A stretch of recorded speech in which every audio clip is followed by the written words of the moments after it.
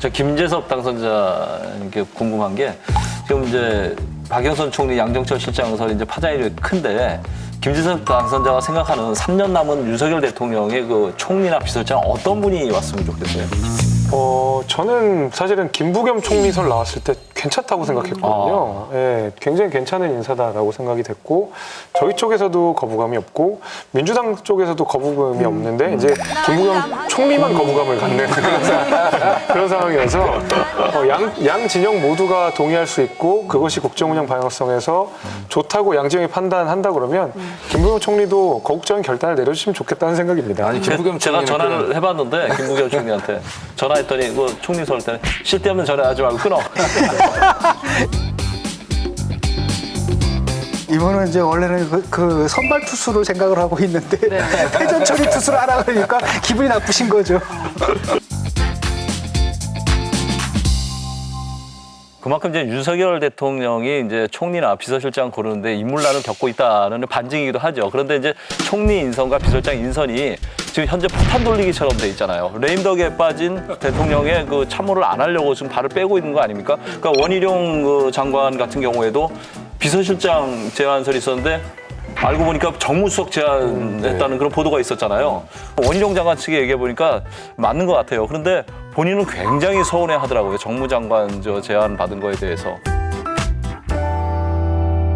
그리고 원희룡 그 장관이 대통령실에 가서 정무장관이나 비서실장을 맡으면 당하와의 관계가 불편해져요. 왜냐하면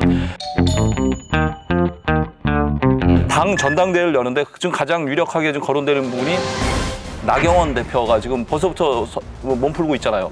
근데 나경원 대표하고 원희룡 장관 관계 잘 아시잖아요. 서로 동기동창이지만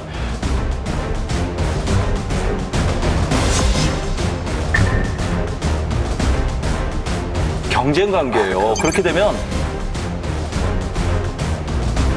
경쟁 관계예요. 그렇게 되면 또 대통령실이 전당대회에 관여하는 모양새가 돼서 굉장히 또 이상한 그 결과가 나서 제2의 또 나경원 사태가 날 수도 있어요. 그러니까 그런 부분들까지 잘 고려해서 인사를 해야 됩니다.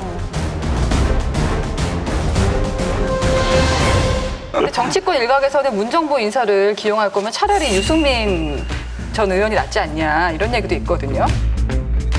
사실 박영선 장관을 기용할 정도의 파격이라면 유승민 전 의원을 기용할 만한 충분한 여력도 된다고 봅니다. 그래서 외연 확장도 진영에 얽매이면 안 된다고 하지만 정치는 결국에는 진영과 진영 간의 싸움이 될 수밖에 없고 그 진영 내를 어느 정도 다져가면서 외연 확장을 해야 되는데 예를 들면 박영선 장관 같은 경우에는 중도적인 성향을 지닌 이런 보수 지층 내에서도 반발이 훨씬 훅 나오는 반면에 유승민 의원 같은 경우에는 중도 보수 이런 분들 내에서도 꽤 인정을 받는 분들이라고 한다 그러면 손을 너무 멀리까지 뻗을 필요 없이 그냥 가까운 손 닿는 쪽에 있는 보수 인사들부터 기용해서 이거 좀 달라졌는데 라고 이야기하는 것이 더 맞는 수순이 아닌가라고 생각이 좀 됩니다.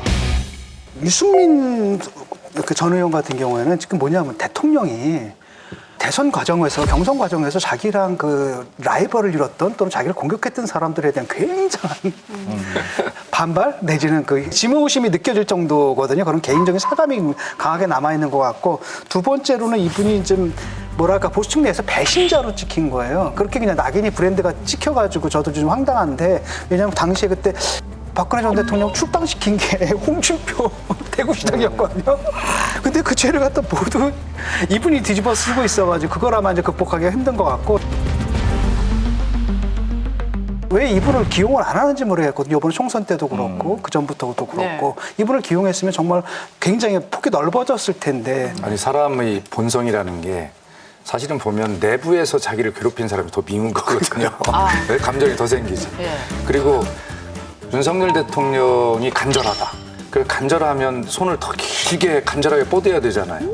내부에 유승민 의원한테 짧게 뻗는 건 간절하지 않은 거예요. 저 멀리 상대방까지 길게 뻗어가지고. 저도 사실은 왜 그렇게 못하실까라고 하는 안타까움 때문에 제가 이런 말씀을 드리는, 농담처럼 드리는 거지만 사실은 유승민 의원 같은 경우에 정말 저도 옆에서 많이 지켜보고 제가 처음으로 감동하는 사람이 유승민 의원이에요. 왜 그러냐면 국회의원이 19대 되기 전에 KTX를 한번 탄 적이 있는데 제 앞자리에 그 유명한 유승민 의원이 탄 거예요. 근데 이분이 딱 가방에서 신문을 딱 꺼내는데 제일 먼저 꺼낸 신문이 한겨레 신문이었어요. 서울 도착할 때까지 한 번도 쉬지 않고 신문을 정독을 하고 밑줄을 치고 메모를 하시더라고요.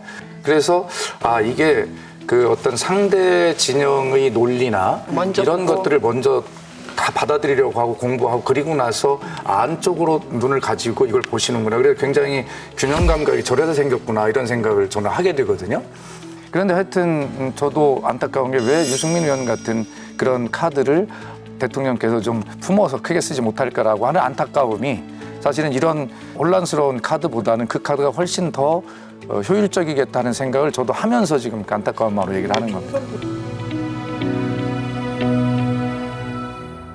근데 이게 총선 국면에서 유승민이라는 카드를 쓰는 것과 앞으로 총리 과정에서 유승민 쓰는 거는 좀 다른 것 같은데 총선 과정에서 유승민 의원이 선대위원장으로 온다. 저는 오히려 그때는 유승민 의원이 지금 타이밍 아니라는 얘기를 했었어요. 왜냐하면 이미 공천이 다 끝난 상황에서 급하게 스피커가 부족하다는 이유, 한동훈 위원장으로 벅차단 이유로 유승민 전 의원이 덜컥 와버리면 이거는 보수 지지층에 더 큰 혼란이 있거든요. 선거를 얼마 안 남긴 상황이었기 때문에.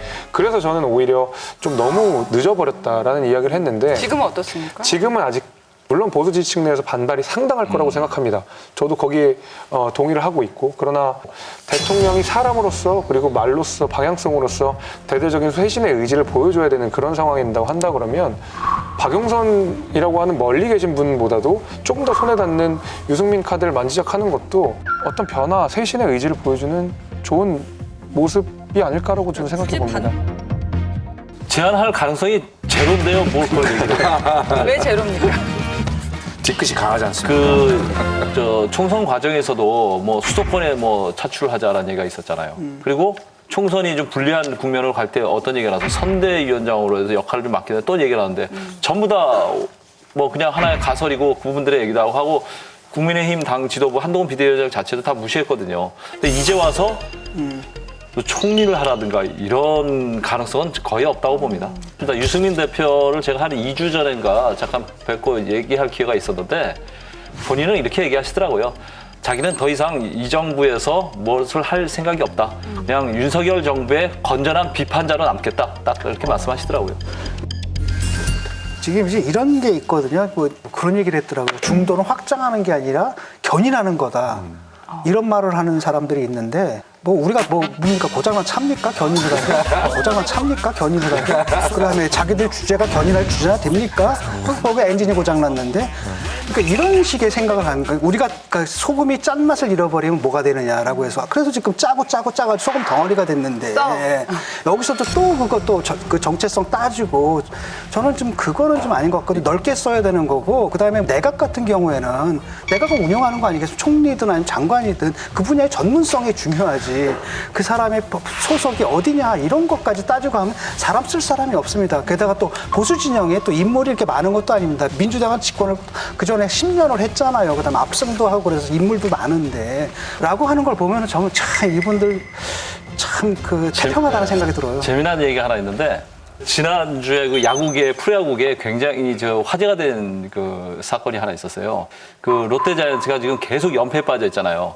그래갖고 연패를 끊기 위해서 기회를 잡았습니다. 1사 만루에서 유강남이라는 선수가 타석에 섰는데 3볼이었어요.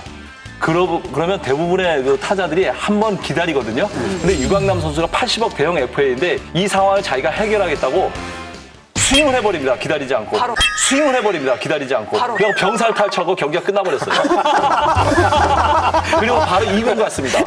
그러니까 때와 장소를 가려서 승부수를 던져야지. 그래갖고 김태형 감독이 화나가지고 2군을 보냈어요. 그러니까 본인은 해명을 어떻게 했냐면 사인 미스였다. 사인을 잘못 읽었다 얘기했는데 정말 잘못 읽으면 이런 엄청난 일을 저지릅니다. 아니 그러니까 말씀드리니까 우리 한동훈 비상대책위원장이 처음에 됐을 때 했던 말이 갑자기 소환이 되죠. 9회 말 투아웃 뭐 상황에서 네. 어떤 볼이 들어와도 타자는 휘둘러야 한다. 뭐 이런 취지의 말씀을 했는데 사인을 받아야 되는데. 휘둘렀어요. 휘둘렀는데 한동훈 위원장이 거둔 이번 성과가 병살타를 친 볼이 아닌가 결과적으로는 그런 생각이 갑자기 생각이 드네요. 그건 제가 옆에서 캠페인을 하고 비대위원장 당을 이끌어갔던 모습을 보면 저는 한동훈 위원장이 정확하게 공을 보고 정확한 스윙을 했다고는 보지만 위에서 갑자기 비가 내리기 시작하고 비가 내려서 갑자기 직선으로 오던 공이 커브 공이 되고 막 포수는 옆에서 괴롭히고 있고 막 이런 식의 여러 가지 악재들이 엄청 많았던 것 같아요. 그래서 그 공을 칠 수 없는 외부적인 환경들이 너무 많았다는 것 같고 지금 병살타 안 치려면 어떻게 해야 돼요? 게임을 다시 한다는 생각으로 해야 그렇죠. 되겠죠.